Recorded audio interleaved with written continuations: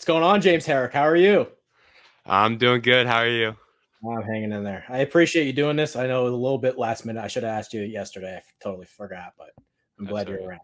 I'm all good. I wasn't doing much, so might as well hop on and do this. So Perfect. We'll go for about an hour. We'll give people maybe a couple of minutes before I do a couple of rants that I have just in case no questions come in.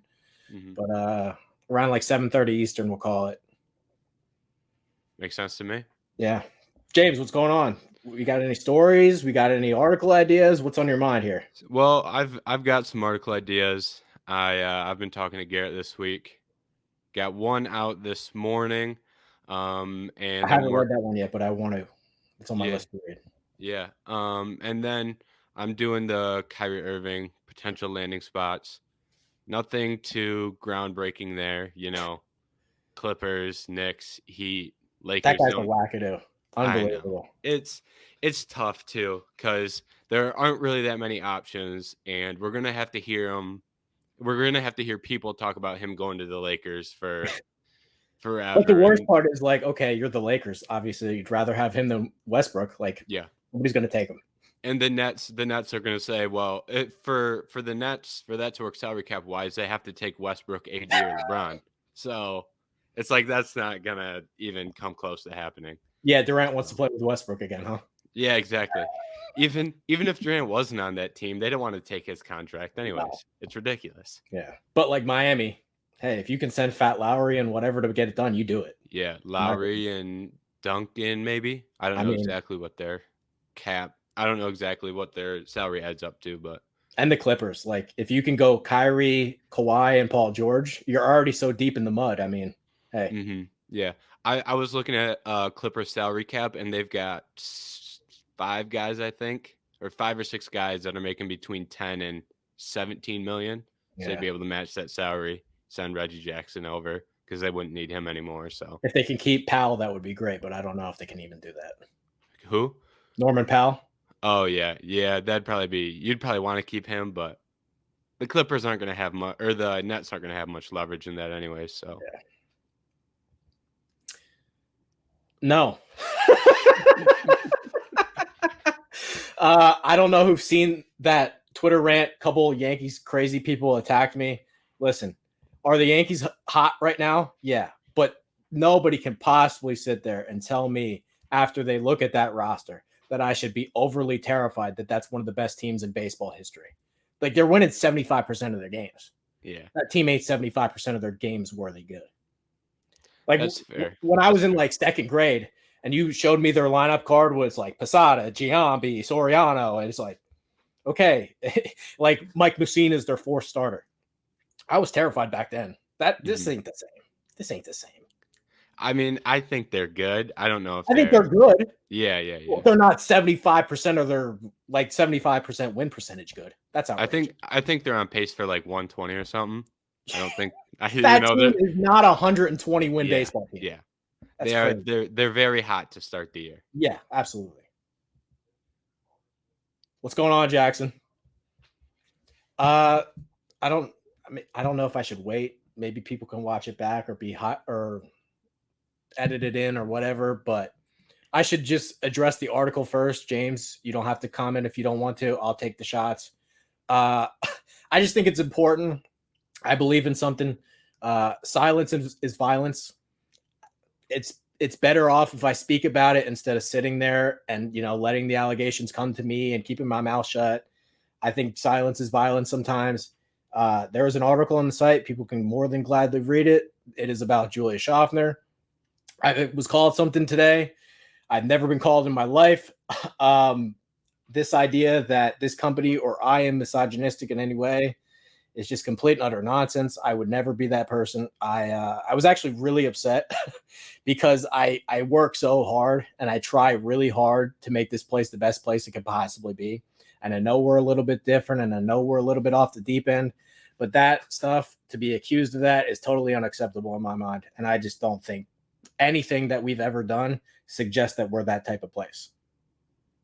So Mhm. I don't know if people want me to go further into it or if people have any other questions about it, but I thought it was better to at least share my thoughts because people like that make accusations like that, I view them as very dangerous. You never know will they go with those comments. You never know who the people they know, or they'll post it here online or they'll post it there online. So I feel it's better as if I say something and get it out rather than me sit here and hope that she doesn't use it as ammo, because you never truly know with those type of people. So if people want to read the article, all the information is there.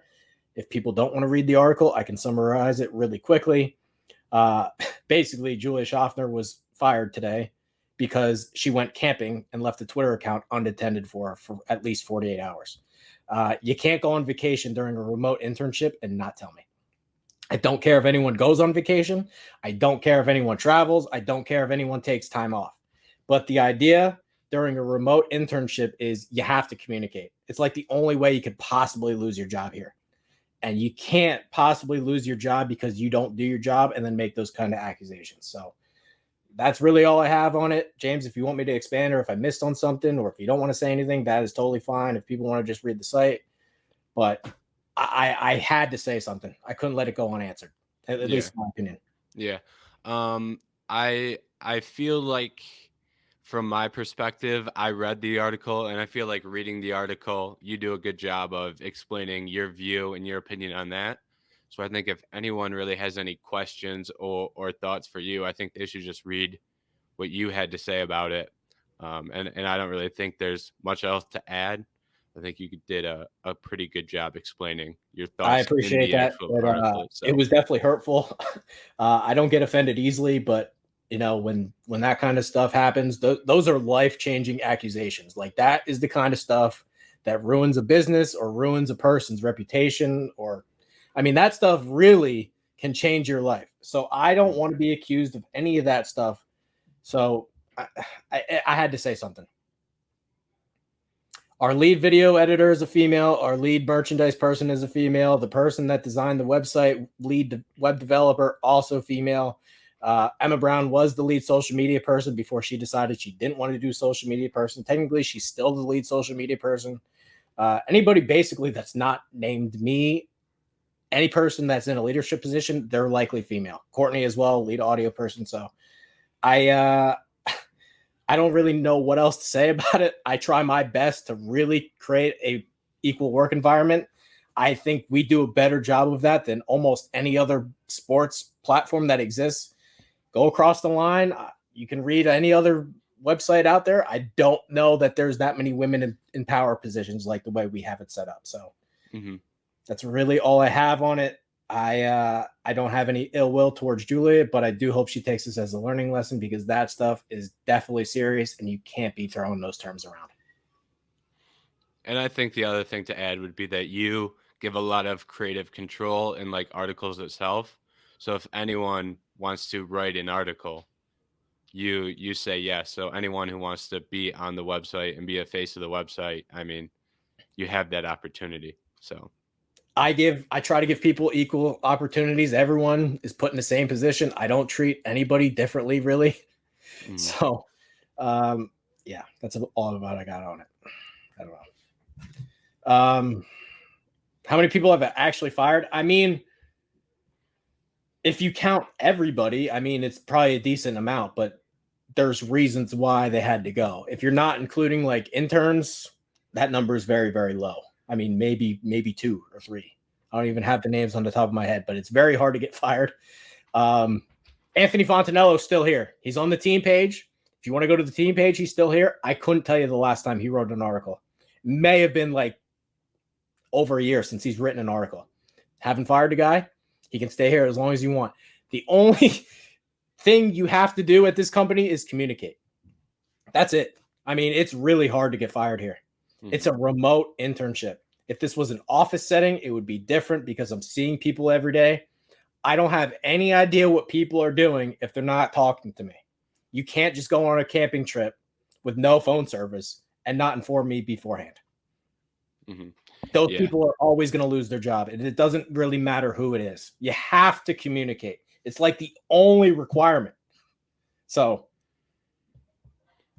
And I think as an intern, you should know that your leash is shorter too. Well, of course. It's just, I take that stuff so seriously. I don't want to ever be accused of that. And I think not saying something is the wrong approach. So I don't know if I handled it 100% perfect. I don't know if maybe I should have changed a couple things I said or shouldn't have said, but you can't do that. You can't do that kind of stuff. And I think a big thing is you didn't take too many shots at her either. No. You laid out the facts. What happened? Here's what happened. This Here's what she's done. Me defending myself, because that stuff is serious. Like that stuff that ruins your life. So that's all I tried to do there. Yeah, we can move on. If anybody has any other questions about it, yeah, I miss Fontanella too. As long as people talk to me, I don't fire them. Like you can go on a 6-month hiatus. Hey Trey, got some things to take care of. Won't be contributing for a while. Okay, I'm very easy to work with. You just got to talk to me. That's it.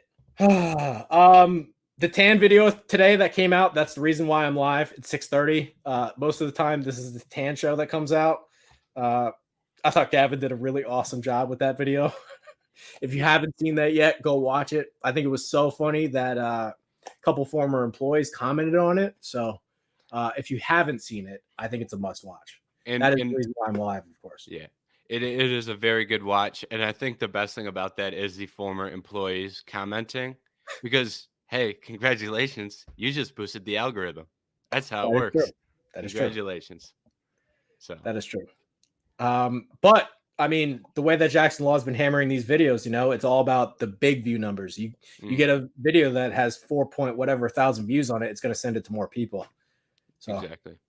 Oh, Jackson, I couldn't believe you didn't put a snoozing. You could have just sat there and been like that as part of the video. That would have been awesome, especially after he blocked you. That's ridiculous. Yeah. Your whole thing out the door can't be no ill will and then throw the block down. Yeah. So I have no problem with Jackson Law. Jackson Law blocked. Yeah. I mean, you can say one thing and do another, but hey, I mean, Google form. That was on the Google form. That was the Google form, yeah. Oh, man. I thought it was a great video. Yeah, I mean, I hope they do. I don't think that it'll happen. But I would love nothing more for them to sell high on Horford. Yeah, I don't blame you.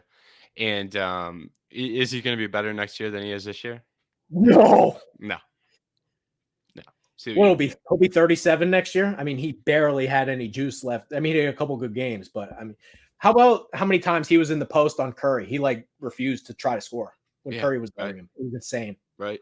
And a lot of his production came from three too. Yeah. That's where he's scoring most of his points. That's not really, I don't know if that's he's a shaky shooter. He can get hot from deep, but he's not reliable from there. I agree with that. Yeah. And I mean, you obviously want to win next year, but if you're the Celtics, you don't absolutely have to. Well, that's the thing. As soon as Horford's cap hit is gone, his cap hit is gone. They're already over the cap. You got to use it. Yep. I agree.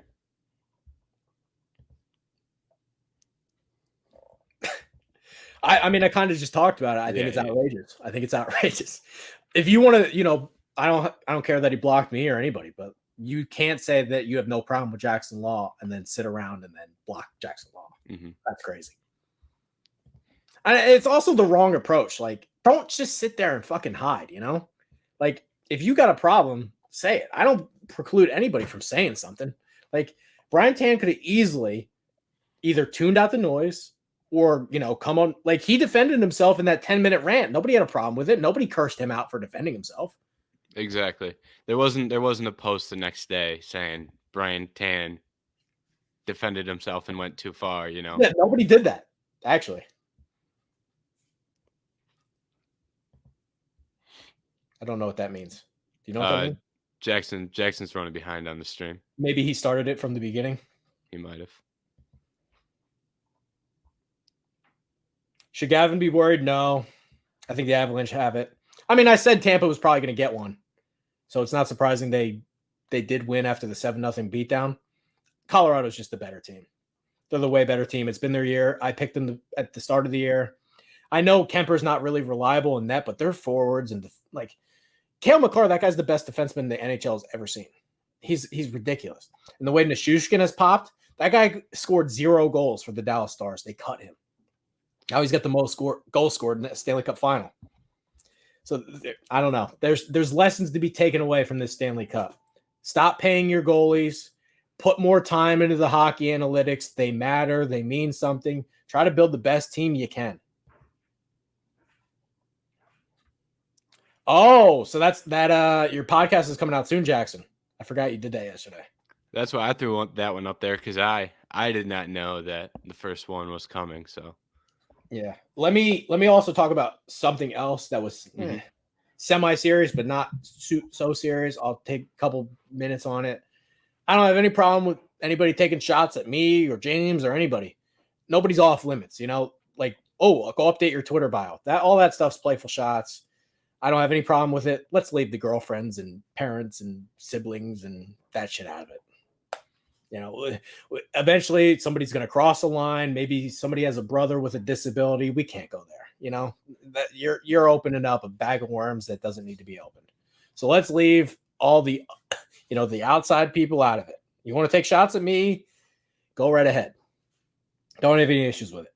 But let's not affect the other people. That's at least my opinion on it.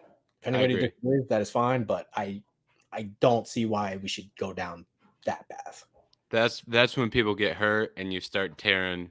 Then people start getting nasty, and we don't need that.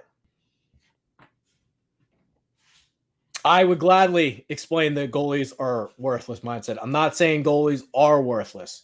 I'm never saying goalies aren't important. What Igor Shesterkin just did is prove that you can limp a terrible team to the conference finals. I mean, that guy put on a performance that we haven't seen in a long time. But if you go and look, I don't have these stats in front of me, but I can guarantee if you look year by year, the goal scoring is outrageous this year. Like, people are putting shots in. Nobody's winning playoff games. Stanley Cup playoff games, 7-0. What, Tampa just won 6-2? Those aren't hockey scores. I mean, Stanley Cup finals, we're seeing 2-1, 3-2, 1-0, maybe 1-1, overtime 2-1.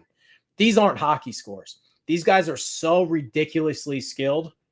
And I tried to make this point on a couple shows. Like, Connor McDavid would get fined skating in a residential zone. What did he get clocked in this year? 32 miles an hour? Like, these guys didn't exist 5 years ago, 10 years ago, 15 years ago. The sport is changing, and I think we have to recognize it. These guys, they can put pucks in this little area, and I don't care how good the goalie is. You're not stopping all of them. It's just not happening. That's why the goal – I mean, look at the Florida Panthers this year. They just scored more than 4 goals a game over the course of a regular season. 82 games, you're scoring 4 every night. That's impossible. And what? Your best players are playing 20 minutes? Because, I mean, hockey's tiring.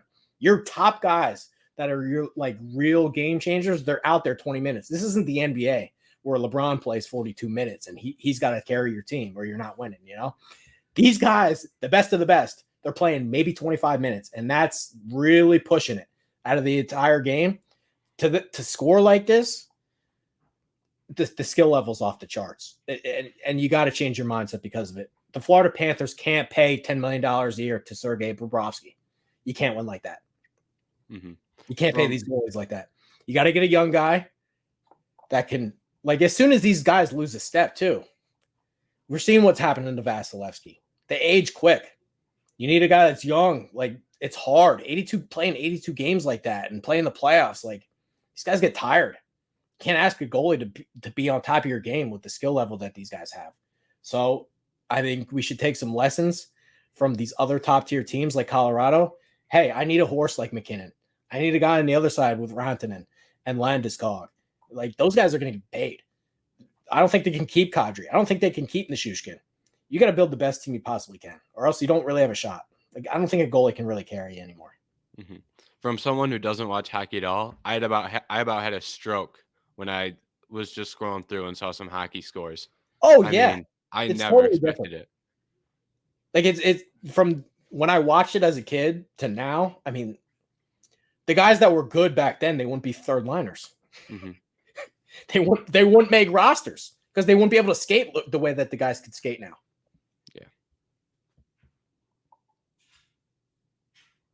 Yeah. I usually do release that blog every year. I don't know why people don't listen to me after a 25-1 season that I just had. some advice that I like to have. I mean, the number one thing with fantasy, and I'm sure most people do this anyway, but you got to have guys on good teams. There ain't no point in picking anybody in the Detroit Red Wings or Buffalo Sabres or Seattle Kraken. Like, you're wasting your time. If you're spending high draft picks on those guys that are playing on bad teams, Montreal ain't gonna go well. So that's probably the number one thing, because assists and goals count the same in fantasy. So even if you got a guy that's maybe not as good, but he's on a better team, he's picking up even primary and secondary assists, he's going to be better in fantasy, even if he's not the better player on a bad team. As someone from Michigan, the Detroit Red Wings have really let down the state of Michigan. I actually think your team's on the come up, though. Sider looks really good. He's going to be unbelievable. Lucas Raymond looks good. They got a couple of young guys. I don't know if they'll keep Larkin because they're still a couple of years away. Yeah, but I think Yzerman's pretty smart. That's what I've heard. Like I said, I don't really watch hockey, but I always see He was things. in charge of the Lightning for so many years. He built a hell of a team with them. I mean, the things that he's done in terms of building and drafting young talent, they got some guys. Like Sider's sick. I think Sider might be a top 10 defenseman right now. He's only like 20, 21. That's good to hear. He's really good. They're probably 2 years away, though. That makes sense. He would be an NHL player, but he wouldn't be. He's not McDavid. He can't skate like McDavid. He'd probably be a good player because he was so historic. But he'd probably be maybe a notch below prime Ovechkin. He'd still be very good. But nobody skates like McDavid and some of these aliens that are existing today. You can say that about just about any, goat from any sport. Here's a perfect example and why 100%. Like, human evolution is real. Does anybody watch some of these high school quarterbacks? They would be NFL starters in 1995. Easy. Like some of these guys in high school. Some of these guys in high school, they would have beat out Doug Flutie for a starting job. I mean, 100%. Just the way they move, like you could see the way they flick their wrist. It's unbelievable. The arm angles and the way they're able to put balls in spots. Human evolution is real. Very real. Very real. Very real. No, he wouldn't be the best. Gretzky wouldn't be the best. McDavid's already the best player we've ever seen, I think. I mean, look at what he did. Look at what he did in the postseason. I don't have his exact stats in front of me, but the year that Sidney Crosby won the Conn Smythe, whenever the last time the Penguins won, he passed it in like 5 games. It's unbelievable. Like, I think we got to recognize when the sport changes. You got to have a quarterback anymore. You just have to, because these high school kids that are coming up are just better. Yeah. High school kids now are ridiculous. Zion maybe could have been in the NBA in 1980 at 16. I don't know about now. I think that's what he was saying, because he dropped that when we were talking about that. But yeah, that's why I always hate the like Tracy McGrady will come on TV and be like, "Oh, Giannis would have never made it." Come on, bro. He makes it. He more than makes it. Mm-hmm. He makes it quite. I'm not saying other guys wouldn't have translated. Like, Michael Jordan would have fucking made it. Yeah. Mm-hmm. Michael Jordan would have made it, and Michael Jordan would have been fucking awesome if he played now. But like overall, in terms of like the state of the league, Peyton Pritchard would have been a starter and lighting people up. Yep. Like Peyton Pritchard would have been better than Danny Ainge.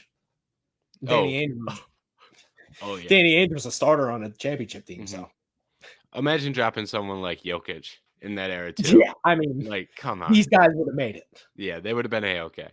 Yeah. So Jackson is running a couple minutes behind, but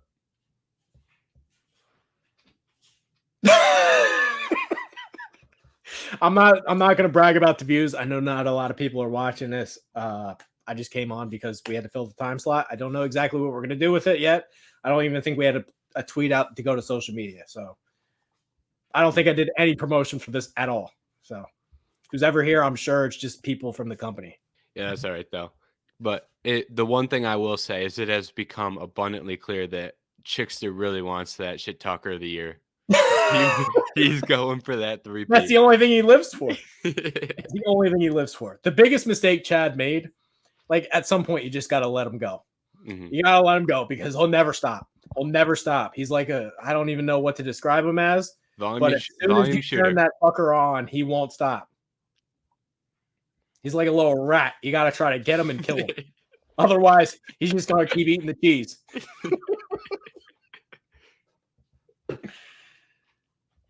Boldest NFL take for next season. Good question. Boldest NFL take for next season. Let me look at the standings quick. I just want to make sure. I mean, I have a fantasy take, but it's probably a little different. I think J.K. Dobbins is going to lead the league in rushing. I don't know about lead the league, but I mean, I think J.K. Dobbins is a very, very good player. I'll agree with you on that.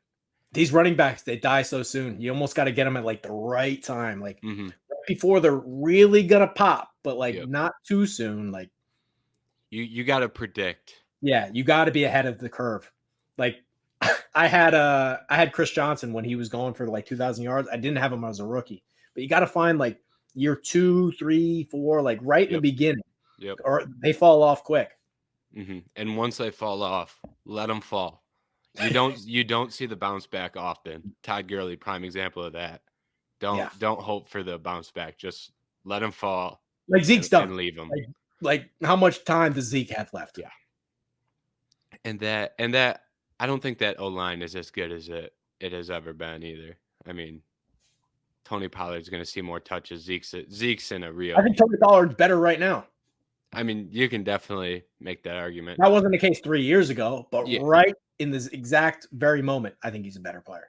Yeah, he's definitely more versatile. So he might not eat as many carries because he can do so much receiving wise. But I don't know what my boldest take is. Yeah, I think he'll be pretty good.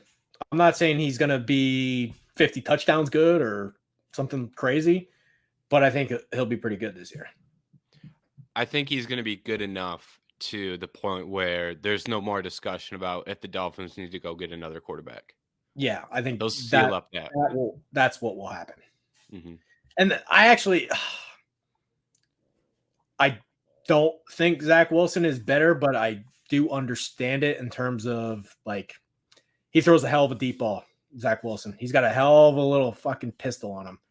But I think we're forgetting. But like Tua is very accurate. He's the second most efficient passer in the history of college football. I just don't think that guy sucks. Yeah, and even with when you get a better offensive scheme in there, and they're going to be able to do more things with them. He broke his fucking hip. Yeah, that shit takes a long time.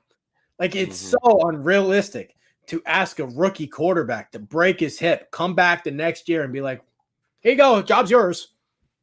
And they suck. Like their offensive line fucking was bad. Nobody was succeeding with that offensive line. Nobody. They were 32 across the board and everything.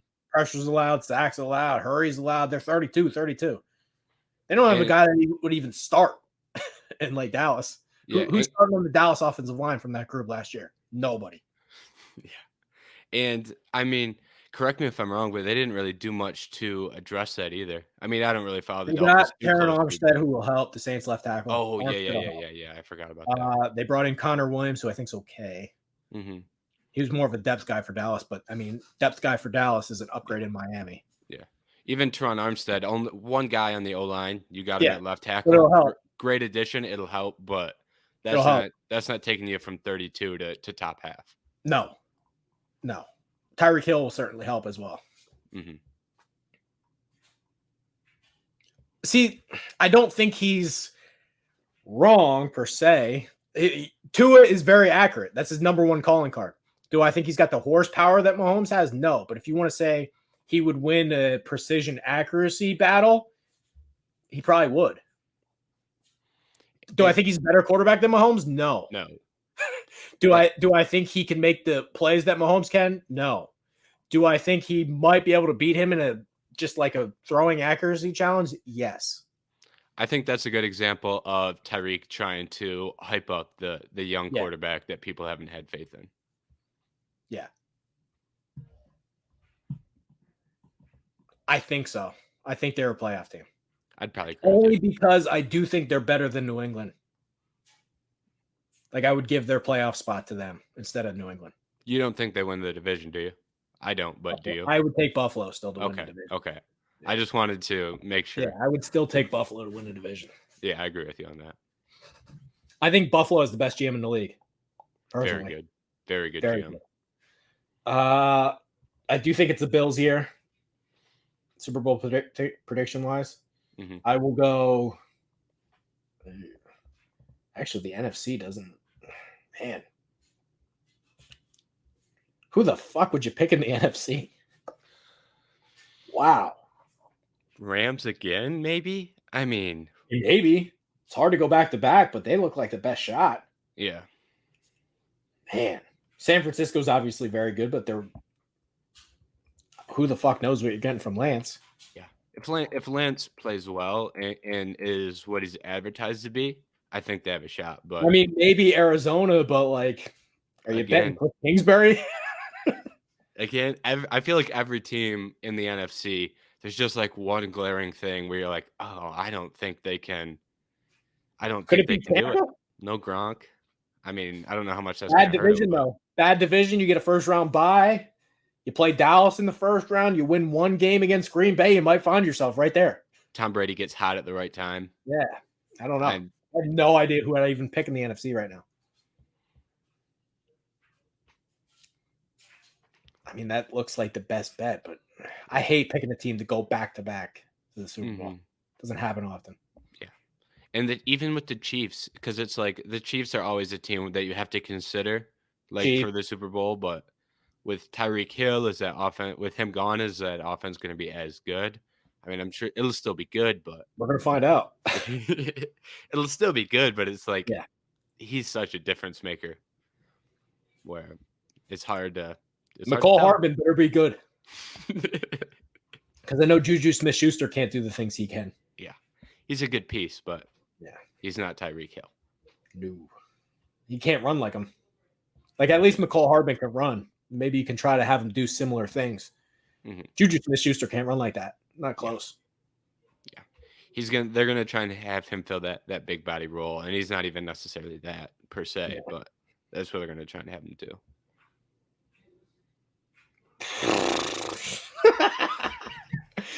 Yikes.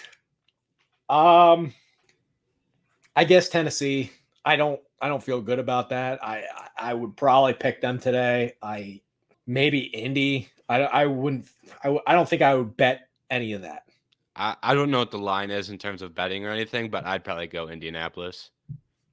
I wouldn't touch that gambling wise. The only way I would touch it is if the odds are so ridiculous on Jacksonville that you have to take them.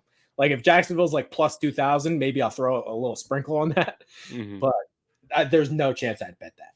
Yeah, no chance betting wise. But I think if you're just looking for a straight prediction, I think I'd have to go. I think Jacksonville might be. I mean, that division's bad. Yeah, you can win that division 9-8. Might be able to. I don't think Tennessee will win 12 games again. What'd you say? I don't think Tennessee will win 12 games again. Not without AJ Brown. Nope. And I like what they did in the offseason, trying to replace him, but the early reports on Treylon Burks have been bad. Like he's not in shape. He's got bad asthma. They can't get him on the practice field. Like that's your replacement for AJ Brown. Good luck. And I'm not sure he's that good anyway. It's tough because you take AJ Brown's replacement and Burks' comp is AJ Brown. Just re-sign AJ Brown. I think that's very unfair to Treylon Burks.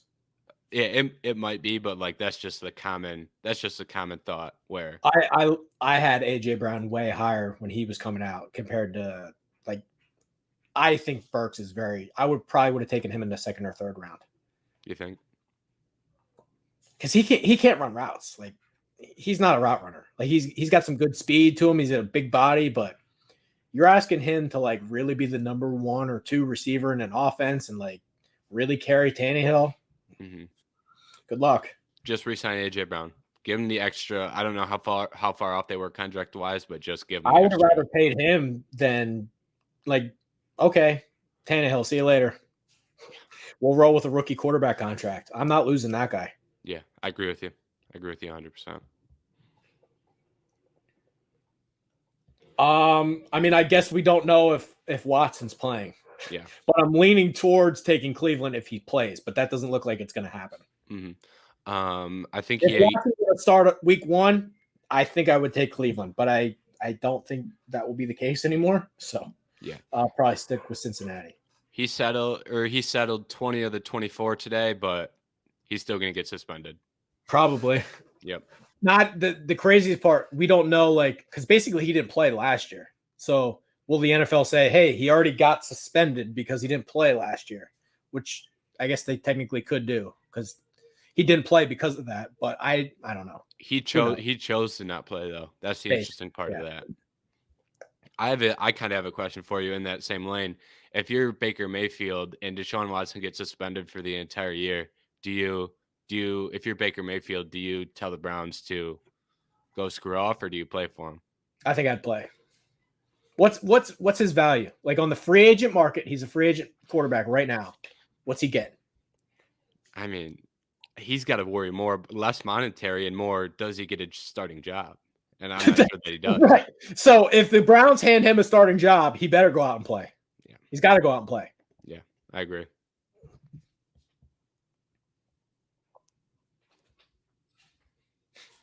You know what's fucked up? I'm thinking about taking Denver. I don't know what their odds are, but if Denver's odds are like juicy enough, I probably will bet them AFC West. The AFC West is tough. Because people got to remember too, the thing with NFL teams is if you get last place, your schedule's easier than the team that gets first place.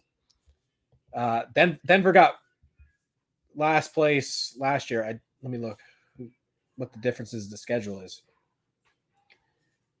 Yeah, like hold on. So Denver will get Seattle instead of another team in the NFC West. Like Kansas City will play the Rams. So like when you get last place, your schedule becomes easier by 2 games. You get 2 freebies. So if Denver's any good, they basically have a 2-game advantage. That is, I'm trying to get the AFC West here, but I can't.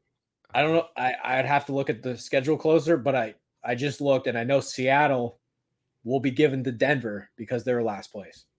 Okay, I have the AFC West lines. AFC West, you have Kansas City plus 150, Chargers plus 250, Broncos plus 250, Raiders plus 700. So if Denver was around 500, I think I'd take it. I think 250 is 250 is not high. That's a crapshoot. I agree with that. That's them. That's the book. I thought it would be higher than that. That's like they like think they're in the mix, which isn't surprising. I think he should have went in the second round as well. I didn't say that about AJ Brown. I thought AJ Brown was a first-round player. Mm-hmm. Burks got grouped with the first round guys, so he went in the first round, even if he wasn't as talented as them. But even like, I'm trying to think because that year that AJ Brown came out, it was Deebo Samuel, DK Metcalf, and AJ Brown. I had all of them ranked higher than any of the guys that came into this draft from my notes. From any of them? Yeah, I have all 3 of them as a higher grade than the guys that came in this year. Okay, the only ones I would maybe. I mean, I wasn't. I don't think Garrett Wilson's better than AJ Brown. No, I'd agree with that. The only one that I'd think maybe different is Jamison Williams, but I've liked him for a while. But that's his ceiling could be. But he's got to almost be like he's Tyreek Hill for it to happen. Like, yeah, okay. Your landing strip is because those smaller guys, we see a lot more Deshaun Jacksons and Jeremy Macklins, like. Jamison Williams has to be Tyreek Hill in order for him to be better than AJ Brown, basically. I'd agree with that. High ceiling, but the floor. The ceiling, sure, it's possible. I don't think it's outrageous. It's hard. You don't see a lot of those small guys really hit on like a Hall of Fame level. Mm-hmm. I think it's going to be interesting to watch some of those guys as the league kind of changes But a little I bit. do think he's got some crazy twitchy shit going on with him. Yeah. I would have loved to see him run at the combine, but that's just obviously didn't happen. Yeah. But that's another thing with those smaller guys. Yeah. Their knees go. Mm-hmm. I mean, I think I mentioned that a little bit. I think Dobbins is going to lead the league in rushing. I want him on every team that I have. If I don't have him, I mean, Henry's always a good call. They're going to feed to him. If he doesn't get hurt, that is. Maybe Dalvin Cook can have one more good year. Maybe one. I'm not sure that we're going to get a breakout guy that hasn't been at the top. If it's not, I like where your head is with Dobbins, but if it's not Dobbins, I don't see a breakout guy from outside the top 10 or top 20. Does Najee Harris count? He's probably already considered in that group, but I could see him taking a step forward. I'd agree. Yeah, I'd agree with that. I think that's a good Najee Harris. Yeah. Jonathan, I mean, they're going to give him touches. Yeah, Jonathan Taylor's going to get touches. I don't think he's going to be as productive, but I think he's going to get the touches. I'm with you on that. It's hard to repeat that kind of year. Yeah. In terms of production, I'm not sure about production, but touches, he'll probably be in a similar range. So, and I do think I don't care if anyone disagrees with me on this point. If you want to say Matt Ryan's a better quarterback, that's fine. In terms of fantasy-wise, they're going to rely on Taylor with Ryan back there more than they did with Wentz. Like with Wentz, they're going to open it up a little bit. They're going to take some shots downfield. Yeah. There's going to be a lot of guys in the box this year. Nobody's scared of Matt Ryan throwing 40-yard bombs down the field. Yeah. I think that could affect Taylor. I'm doing the Colts training camp preview right now, so I've been looking at that and trying to determine that fantasy sleeper is like tough. Oh man, I think I'm going to go with Mo Alley Cox just because that's what I was going to say. Yeah, he's the tight end I was looking at some outside sources and he was outside the top 20 and he was getting closer to 30. You get a starting tight end in that tight end 30. Those are all being drafted. Yeah, you're throwing a dart, get a guy who's starting on a decent offense. So I think he's doing well. Let's go. Yeah, I think he's doing well. Is there anything else company-wise that I should bring up? I'm trying to think what else happened. Company-wise, I don't think that was the biggest things. You don't want to burn anything for what's that? Added a couple gamers. The new gaming guy had a blog that came out today. That was good. Yeah. You don't want to burn anything for cheese either. So, or the intern episode. And what's the intern episode? We got to keep doing intern episodes. Update the people on the progress that this person's having. I don't think you're going to be concerned about that. It's only going to make you look good because you're doing work. Yeah, I got a shout out today in the article. So, true. Thank you for that. It's just so easy to get on my good side. Like and you don't even have to have James Herrick's work ethic. You just got to speak. That's about it. That is true. YouTube has done well. I should bring that up. Gamer Trey is definitely coming back. Hey. David Zlotnick offered to edit a gaming series of my choice. I think the first thing I'm going to do is, since we really couldn't find anyone to do the NHL stuff and I was not good at the game, I haven't picked up. Like when I grew up, I played NHL hits, the MLB hits where you punch people in the face, but I never played like the real NHL game growing up. So I'm horrible at it. I think I'm going to sim the rest of that series just to see if the team I built could win the cup, and then we'll go to FIFA. Yeah, you big FIFA? Love FIFA. I'm definitely better at Madden. Madden's definitely my game, but I hate playing Madden. Like I just get aggravated the whole time. Yeah, I agree. The thing about FIFA is I love doing the rebuilds on FIFA. Because I know so much about the NFL or other sports, MLB.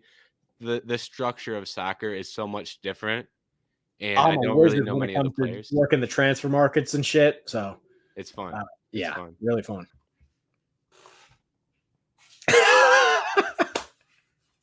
See, I think people are missing the point on this. I don't care if Gavin does or doesn't lick my head. I want that to be made very clear. I don't care if he does or doesn't lick my head. It's about him keeping his word that he's going to say he'll do it.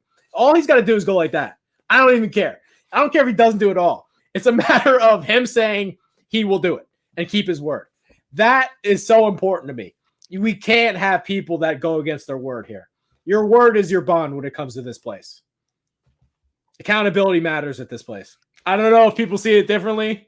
And again, I don't care if the guy licks my head. I don't want the guy to lick my head. But he's got to keep his word somehow, some way. And I'm willing to negotiate. He could say, hey, Trey, listen, love the karma. Thought it brought some good energy. You get like 2 drinks when we go to the game. I would have taken that deal. Don't be so defensive over it. That's when I have a problem. Don't be defensive about it. So what happened is Gavin put a score generator in the NHL chat.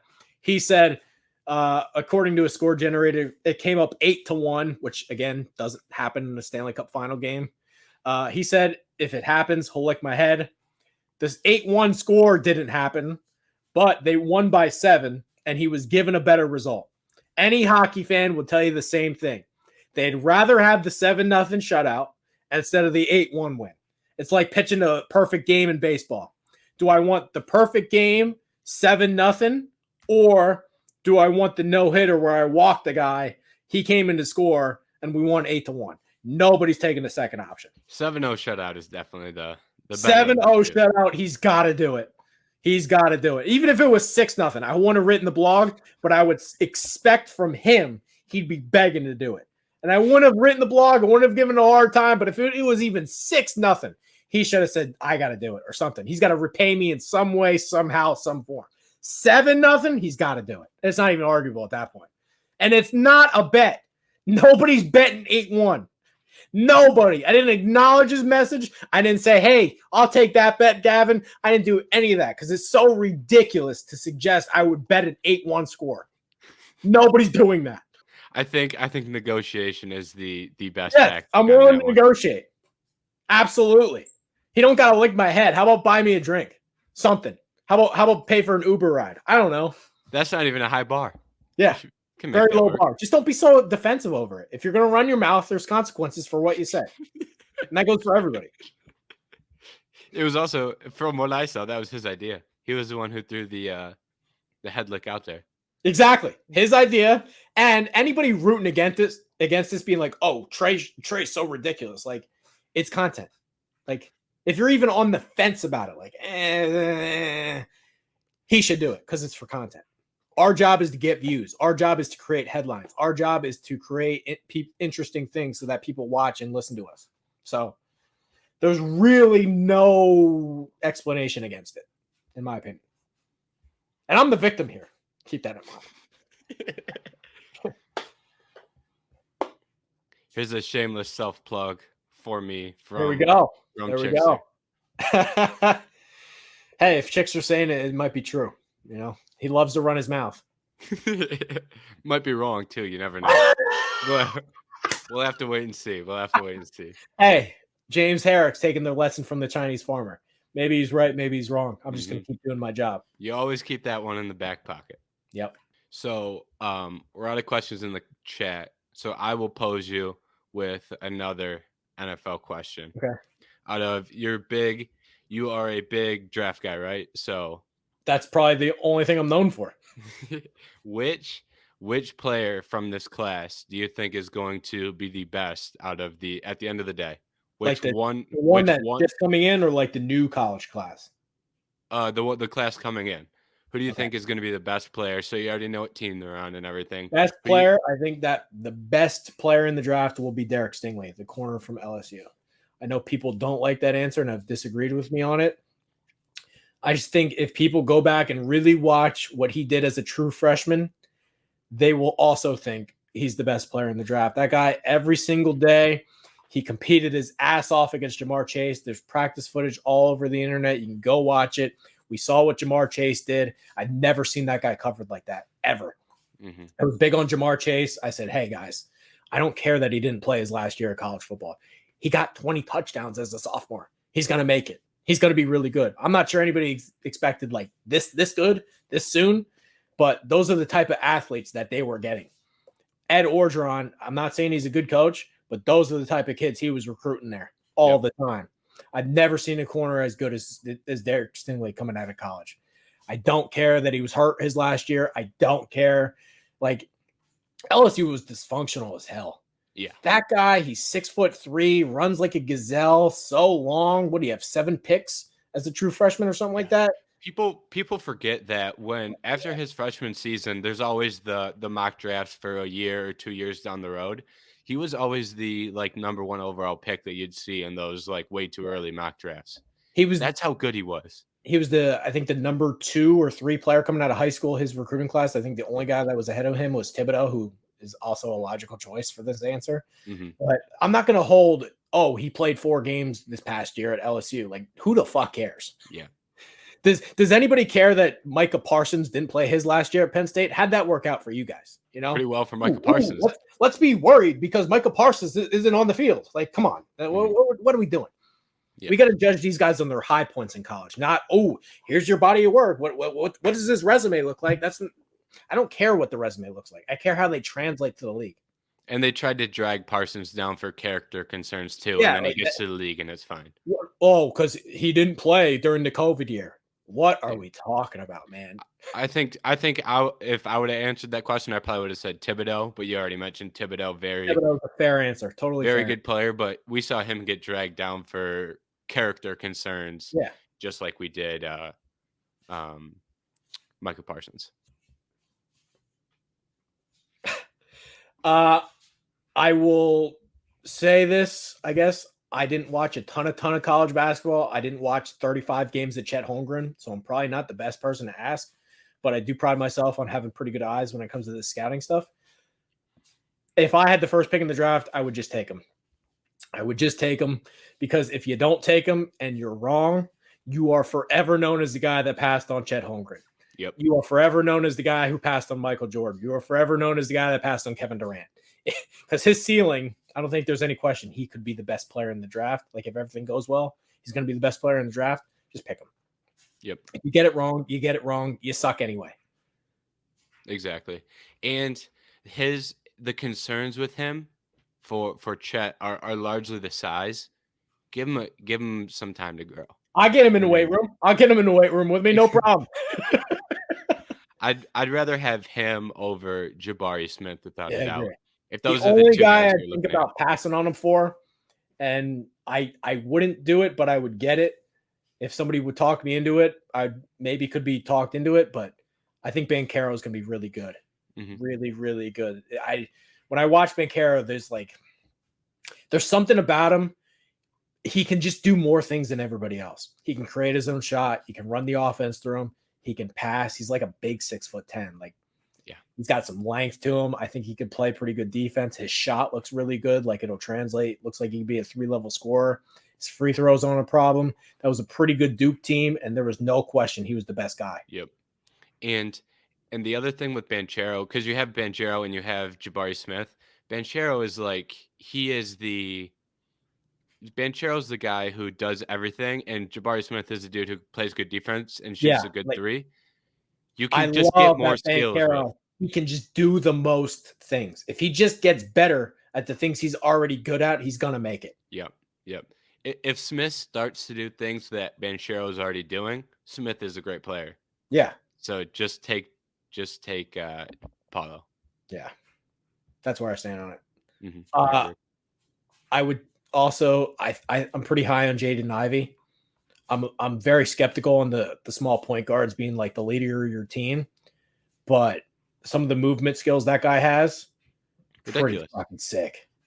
As a Homer Detroit Pistons fan, I am sitting and begging that he falls to 5 and we can put him in the backcourt. His like athletic profile, there's a chance he pops in a big way. Yep. And there's an argument to be made. I tried to go back and watch some of the Purdue games. I didn't watch a ton of college basketball, but there's an argument to be made. Like, they had those 7-foot guys out there a lot. There's no space on the floor for him. No, I mean, he had no room. There's 3-4 bodies in the lane. He's going to drive. I think if you just get those tree trunks off the floor in Purdue, there's a chance he's better than already he's shown. Yeah, they've got, not only do they have the big 7-footers, but then they have the traditional power forward. Yeah, in Trey Williams. Williams. No spacing in that offense, and it works for them at the college level. Yeah, but they've also never had a guard like Jaden Ivey who could do those things. So it kind of brought him back a little I bit. don't think anybody knows for sure how good he is because of that. I agree. And the other thing that I see people talking about Shaden Sharp, but I will continue to bang this drum where if Shaden Sharp goes to college and has the season that Jaden Ivey or Benedict Mathurin have, people call him a success. So why don't you just take the Ivy or the Mathurin right off the bat? It just I'm makes with more you on the sense to Sharp me. thing. I've tried to look into it. It just feels I don't know if this is necessarily 100% accurate, and I know they're not the same type of guy. But look at a guy like Brandon Boston, who was a big time recruit. If he had never played college basketball, he probably goes in the top 10. He played a year at Kentucky, wasn't that great. And by the time you really find out if he's any good, and maybe Brandon Boston makes it, maybe Brandon Boston doesn't make it. But by the time you really find out, you either got to pay him or you got to give up on him. And the next guy that takes him on is probably the best bet. You let him rock with the rookie contract. I'll be the guy that gives him a second and third chance. Mm-hmm. And I don't hate Sharp, but it's like there are just other guys in front of him. If I'm sitting at 8, 10, 12. I would take Mathurin as well. I like him. Yeah. But if you're later in that lottery, then you can take the chance on Sharp. But right away, it seems. And a guy like AJ Griffin, I at least know if nothing else, he's going to be a good shooter. Yep, 100%. If he doesn't pan out, I at least found a guy that can come off the bench and shoot. At a minimum, you have a guy who will stand in the corner and hit the open three. At a minimum. At least I know what I'm getting. With Sharp, I might have a guy that never plays. We got maybe 1-2 more questions. Yep. We'll wrap up. Realistic trade targets for the Celtics. I know Hannafin came out with his article today. I hated his list. I absolutely hated his list. I told him I hated his list. I really had a hard time finding someone for that trade exception. If anybody knew how much time I spent just looking for that, they would judge me hardcore. The best name I could find was Jordan Clarkson. Mm-hmm. Makes about like $9 million, 2 more years on his contract. Just somebody that can come off the bench and really score. Not sure they have that guy. I'm not sure he's the best fit because they're really a team switch. Those guys have to defend.